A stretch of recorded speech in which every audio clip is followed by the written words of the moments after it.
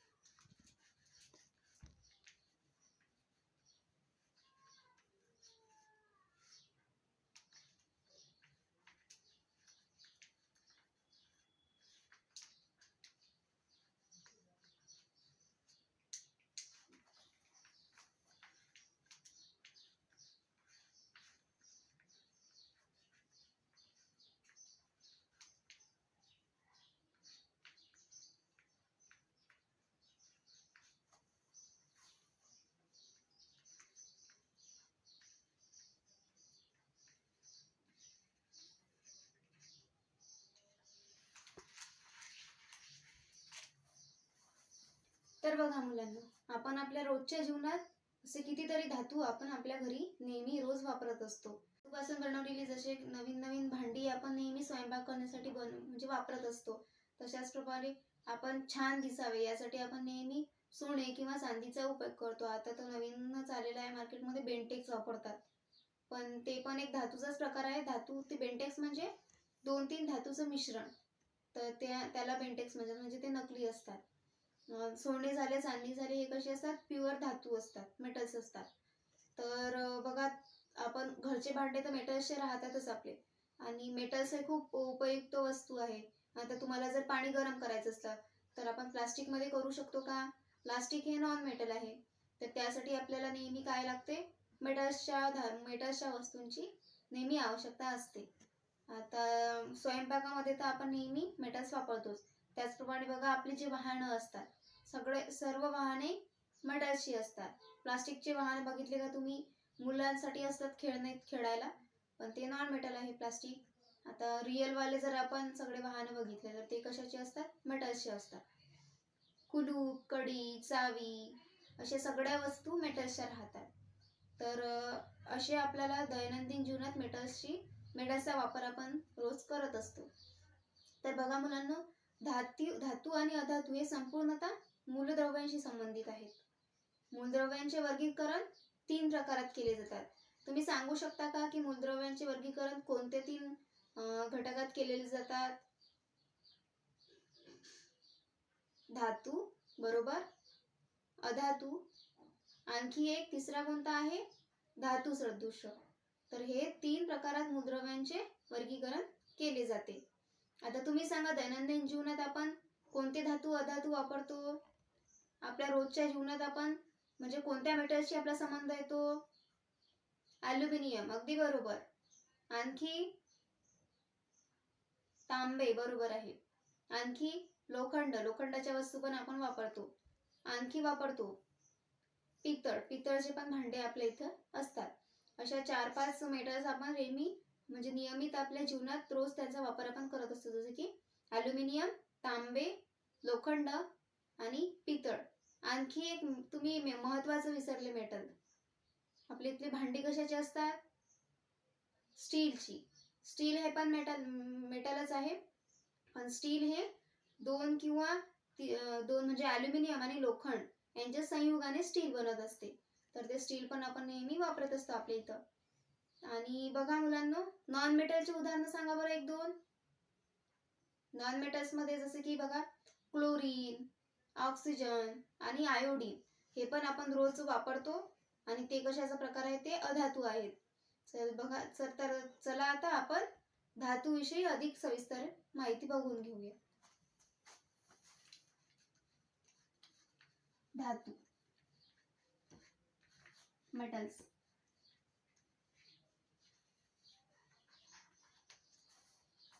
तर मुलांना, आपण मागच्या इयत्तेत धातू म्हणजे सविस्तर बघितलेलंच आहे. आता आपल्याला त्या धातूंचे गुणधर्म बघायचे आहेत.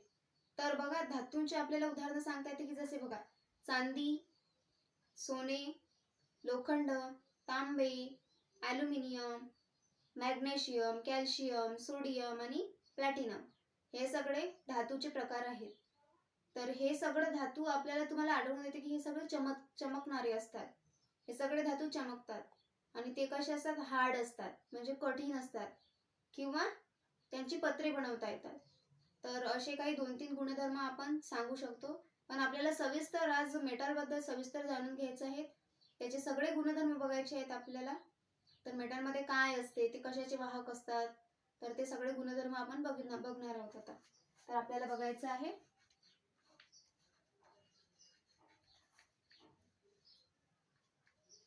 धातूंचे भौतिक गुणधर्म.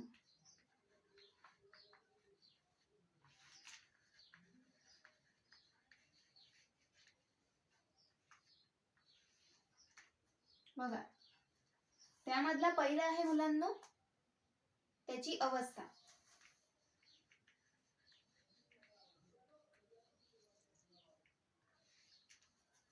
बघा, धातूची अवस्था ही नेहमी कशी असते, सॉलिड स्टेट मध्ये असते. म्हणजे नेहमी स्थायू पदार्थात आपण मेटल्स बघत असतो. म्हणजे सर्वसामान्य तापमानाला धातू हे स्थायू अवस्थेत आपल्याला आढळून येतात. पण मुलांना त्यामध्ये एक अपवाद आहे. आता अपवाद म्हणजे सांगायचं झालं तर बघा, सगळे आता आपण एक कंडिशन घेऊ शकतो की सगळे लोक असे एका लाईननी जात आहेत आणि त्या सगळे जात आहेत आणि तिकडून एकच व्यक्ती असा आहे की तो वापस येत आहे.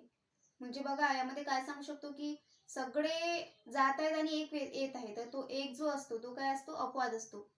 म्हणजे तो सगळ्यांच्या विरुद्ध जो चालत असतो त्याला नेहमी अपवाद म्हणतात. तर यामध्ये बघा, आपण बघितलं की धातूंची अवस्था हे नेहमी स्थायू अवस्थेत असतात. म्हणजे नेहमी सॉलिड स्टेट मध्ये राहतात. पण एक किंवा दोन असे धातू आहेत की ते नेहमी लिक्विड स्टेट मध्ये राहतात. जसे की बघा, त्याचं उदाहरण सांगायचं झालं तर पारा आणि गॅलियम. पारा म्हणजे मर्क्युरी आणि गॅलियम हे दोन असे धातू आहेत की ते नेहमी लिक्विड स्टेट मध्ये राहतात. तर मुलांना मला सांगा, तुम्ही आता जेव्हा हॉस्पिटलमध्ये जाता, दवाखान्यात जाता, तेव्हा जर आपल्याला ताप आलेली असेल तर तो डॉक्टर कशाने ताप मोजते, आपली तापमापीने. बरोबर आहे. तर त्या तापमापीमध्ये तुम्ही निरीक्षण केलं का कधी तापमापीचं, त्यामध्ये असा एक मेटल राहतो. तर तो असा चमकणारा मेटल असतो. आपण म्हणजे आपल्या बॉडी टेम्परेचरवर जेव्हा तो कनेक्ट होतो तेव्हा तो वाढत जातो, असा पारा वर होत जातो. तर तो कोणता आहे, पारा. त्याला आपण मर्क्युरी म्हणत असतो. त्याचप्रमाणे जेव्हा आपलं ब्लड प्रेशर जास्त होते तर तेव्हा डॉक्टर कोणतं यंत्र वापरतात, अगदी बरोबर, रक्तदाब मापक यंत्र. तर त्यामध्ये पण पारा हा नेहमी असतो लिक्विड स्टेट मध्ये. तर हे झाले धातूंची आपण अवस्था बघितलेली आहे. त्यानंतरचा दुसरा त्याचा गुणधर्म आहे की तेज, लस्टर.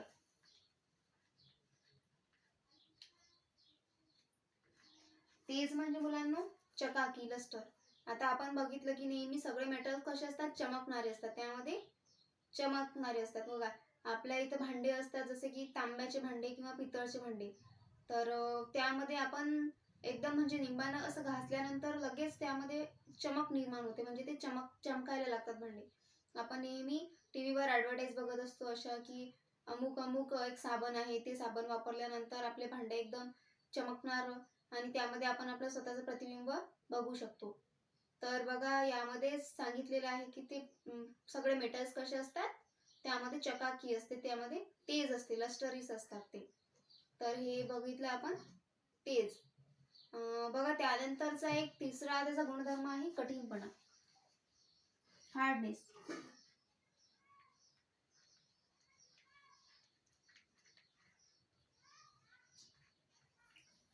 कठीणपणा हा पण त्याचा एक गुणधर्म आहे. कठीणपणा म्हणजे मुलांना हार्डनेस. तर बघितलं, आपण नेहमी बघितलेलं आहे की काही मेटल्स असे असतात की आपण जे दैनंदिन जीवनात वापरतो ते सगळे कसे असतात, हार्ड असतात. आता आपले सगळे भांडे आपण गरम करतो, त्याला काही फेकू नाही दिलं तर मेटल्सचे भांडे आपलेचे तुटतात का, ते नाही तुटत, काहीच होत नाही त्याला. पण तसं जर आपण किंवा काचेचं किंवा प्लास्टिकचं भांडं म्हणजे नॉन मेटलचे जर भांडे फेकून मारले कोणाला तर ते कसे होतात, ते तुटून जातात, ते ब्रेक होतात. पण मेटल्स हे असे असतात की ते कधीच ब्रेक होणार नाही ते. आणि यामध्ये पण मुलांना बघा अपवाद आहे. बघा, सोडियम आणि पोटॅशियम हे दोन असे मेटल आहेत की ते सॉफ्ट असतात, म्हणजे ते चाकूने आपल्याला कट करता येतात. हे दोनच असते त्याला अपवाद आहे. बाकी सगळे मेटल्स हे हार्ड असतात. त्यानंतरचा चौथा गुणधर्म आहे तन्यता.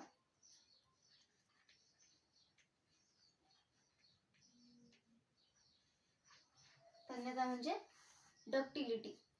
बघा मुलांना, कधी तुम्ही सोनाराच्या दुकानात गेलेले असाल आणि त्याला जर बघितलेलं असेल तर तो काय करतो, मेटलचा गोळा असतो आणि तो मेटलचा गोळा एका चित्रातून असा ओढत जातो. तर ओढल्यानंतर जेवढा जेवढा तो ओढतो तसं तसं त्याची तार होत जाते. तर यालाच म्हणतात तन्यता. तन्यता म्हणजे ज्या मेटलशी आपण तार बनवू शकतो त्याला तन्यता म्हणतात. तर हा गुणधर्म पण मेटलचा असतो. तर बघा, आपण अशा कोणत्या कोणत्या मेटलची तार बनवू शकतो, जसे झालं बघा चांदीची तार आपण बघितलेली आहे. आणखी तांब्याची तार आपण बघितलेली आहे आणि सोन्याचा वापर करून किंवा त्याच्या तन्यता या गुणधर्माचा वापर करून ते सोनार नेहमी नवीन नवीन दागिने बनवत असतात. त्यानंतरचा एक गुणधर्म आहे डक्टिलिटी, म्हणजे मालेबिलिटी, त्याला आपण वर्धनीयता म्हणतो.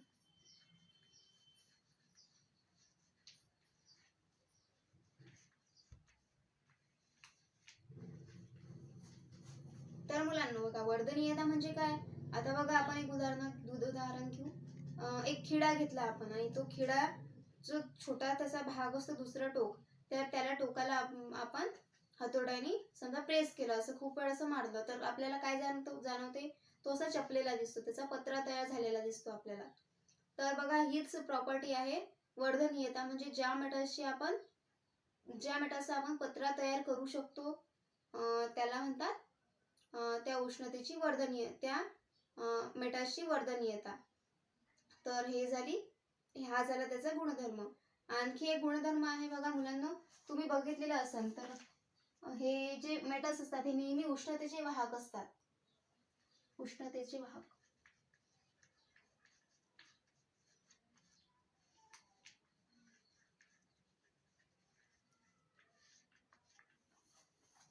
मेटल्स हे नेहमी उष्णतेचे वाहक असतात. आता तुम्ही बघितलेलं आहे, आपण भांडे यूज करतो मेटल्सचे, तर ते कसे असतात, हार्ड असतात. त्यामध्ये आपण पाणी गरम करतो बघा. आपण जे पाणी रोज गरम करतो ते आपण प्लास्टिकच्या भांड्यात करू शकतो का? कधी नाही करू शकत. तर बघा, आपण नेहमी पाणी गरम करण्यासाठी कशाचा वापर करत असतो, मेटल्सच्या भांड्यांचा, म्हणजे धातूच्या भांड्यांचा आपण वापर करत असतो. म्हणजे त्यावरून आपण काय सांगू शकतो की त्या धातूमधून उष्णता पास होत असते, म्हणूनच ते आपण वापरतो. आपण एक एक्सपेरिमेंट करू शकतो बघा. काय करायचं, एक तांब्याची पट्टी घ्यायची, त्या तांब्याच्या एका पट्टीला मेण लावायचं, आपण जे मेणबत्तीचं मेण असतं ते मेण लावायचं आणि दुसरी पट्टी पकडून ठेवायची आपण, आणि मेणबत्ती चालू करायची आणि दुसरी जी पट्टी आपण पकडलेली आहे दुसऱ्या भागावरून त्याला गरम करायचं आणि त्याच्या जो दुसरा भाग असतो त्याला मेण लावलेला आहे आपण. तर इकडल्या भागाला आपण गरम केल्यानंतर ते बघा, आपण दुसऱ्या टोकावर जे मेण आहे ते मेण आपल्याला वितळताना दिसते. यावरून आपण काय सांगू शकतो की आपण उष्णता इकडून दिली आणि इकडल्या टोकाचं मेण वितळायला लागलं. यावरून आपण काय सांगू शकतो की त्या तांब्यातून उष्णता ही पास झाली. तर ते कसे आहेत, उष्णतेचे वाहक आहेत. तर तांब हे नेहमी उष्णतेचं वाहक असतं. तर धातू उष्णतेचे सुवाहक आहेत बघा. त्यामध्ये चांदी, तांबे आणि ॲल्युमिनियम हे सगळे वाहक आहेत, उत्तम वाहक आहेत चांगले. नेहमी बघा मुलांना, ह्या वाहनासाठी सगळ्यात चांगलं जे मेटल आहे ते चांदी आहे, पण आपण चांदीचे भांडे एवढे वापरू शकत नाही, म्हणून मग आपण कशाचा यूज करतो, ॲल्युमिनियमचा. त्यानंतर बघा मुलांना, त्याचप्रमाणे आपण उष्णतेचे वाहन असतात, त्याचप्रमाणे 7वा गुणधर्म आहे की ते कशाचे असतात, विद्युत वाहक पण असतात.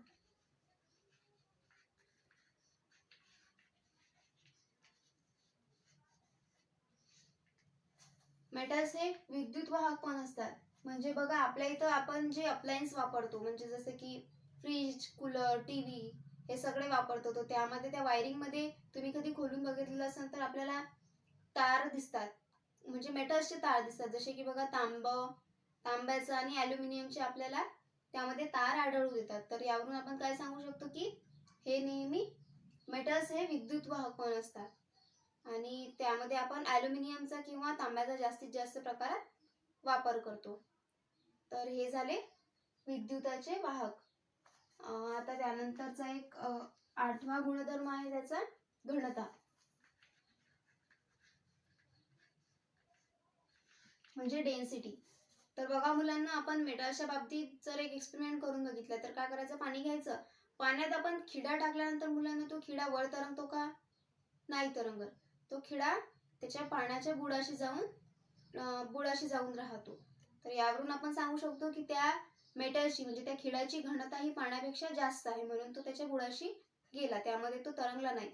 आणि जर दुसरं आपण उदाहरण घेतलं तर त्याच पाण्यात आपण काय करायचं, लाकडाचा तुकडा टाकायचा आहे. तो लाकडाचा तुकडा तो आपल्याला बुडताना दिसेल का? नाही दिसेल, तो त्यावर तरंगणार. तर त्यावरून आपण सांगू शकतो की त्या लाकडाची घनता ही त्या पाण्यापेक्षा खूप कमी आहे, म्हणून त्यावर तो तरंगलेला आहे. तर बघितलं आपण की त्या मेटल्सची घनता ही नेहमी जास्त असते. पण त्याला काही अपवाद आहेत मुलांनो. बघा, लिथियम हा असा मेटल आहे की तो त्याची घनता ही पाण्यापेक्षा कमी राहते आणि बाकी सगळ्या मेटल्सची घनता पाण्यापेक्षा जास्त राहते. त्यानंतर आणखी 9वा एक गुणधर्म आहे उष्मांक आणि उत्कलनांक.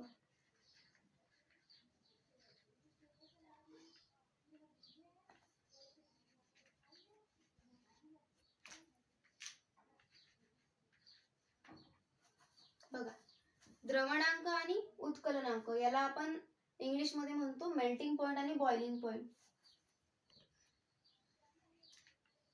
तर बघा, मेटल्स मुलांना, आपण मेटल्स इझिली आपण मेल्ट करू शकतो का? नाही करू शकत. उकडू शकतो का त्यांना? नाही उकडू शकत. तर यावरून आपण काय सांगू शकतो की त्या मेटल्सचा द्रवणांक आणि उत्कलनांक हे नेहमी जास्त असतात, खूप जास्त असतात, म्हणून ते कधी वितळत नाही. नाहीतर काय झालं असतं, त्यांचा जर मेल्टिंग पॉइंट बॉइलिंग पॉइंट खूप कमी असता तर आपण भांड आपल्या गॅसवर ठेवल्यानंतर ते वितळायला लागलं असतं. पण ते वितळते का? आपण त्याला किती काही वेळ हीट दिली तरी ते वितळत नाही. त्यांचा द्रवणांक आणि उत्कलनांक हा खूप जास्त असतो. पण त्यामध्ये मुलांना अपवाद आहेत. बघा, मर्क्युरी, त्यानंतर कॅल्शियम, त्यानंतर सोडियम आणि पोटॅशियम हे धातू यांचा द्रवणांक आणि उत्कलनांक हा खूप कमी असतो. हे त्याला अपवाद आहे. त्यानंतर एक शेवटचा त्याचा हे आहे गुणधर्म आहे की नादमय असतात ते. मेटल्स हे नेहमी नादमय असतात. म्हणजे बघा, आता आपल्या शाळेचा मुलांना आपल्याला सुट्टी झाली हे कशावरून समजते? घंटा वाजली की. अगदी बरोबर. जेव्हा घंटेचा आपल्याला आवाज येतो तेव्हा आपण काय समजतो? सुट्टी झाली. तर तुम्ही बघितलं असेल तुमच्या शाळेमधली घंटा कोणत्या मेटल्सची आहे? पितळची. अगदी बरोबर. तर बघा मुलांनो, आपण ती घंटा वाजवल्यावर आपल्याला काय येते? आवाज येते, म्हणून आपल्याला असं समजते की आपल्याला सुट्टी झालेली आहे. यावरून आपण काय सांगू शकतो की त्या मेटल्स मध्ये काय असते? मेटल्स हे नेहमी नादमय असतात, त्यामध्ये साऊंड निर्माण होत असतो. दोन मेटल्स आपण किंवा एकच मेटल्स त्याचे दोन तुकडे जर एकमेकावर आदळले तर आपल्याला काय दिसून येते की त्यामध्ये साऊंड निर्माण झालेला असतो. साऊंड म्हणजे त्यामध्ये आवाज येतो त्यामधून आपल्याला. तर बघा, हे आपण बघितलेले आहे धातूंचे भौतिक गुणधर्म. यावरून आपण काय सांगू शकतो की त्यांची अवस्था नेहमी स्थायू स्वरूपात असतात, ते नेहमी चमकत राहणारे असतात, त्यांना कठीणपणा असतो, त्यामध्ये तन्यता असते, त्याची वर्धनीयता असते, नंतर ते उष्णतेचे चांगले वाहक असतात, विद्युतचे वाहक असतात, त्यांची घनता ही नेहमी पाण्यापेक्षा जास्त असते, त्यांचा द्रवणांक आणि उत्कलनांक हा नेहमी खूप जास्त असतो आणि ते कसे असतात? नादमय असतात. तर हे बघितलं आपण धातूचे गुणधर्म. आता उद्या तुम्ही काय करायचं? अधातू याच्या समोरचा तो पॉइंट आहे तो वाचून यायचा. नंतर आपण उद्या त्या अधातूंचे भौतिक गुणधर्म बघणार आहोत. एवढं कळलं मुलांनो?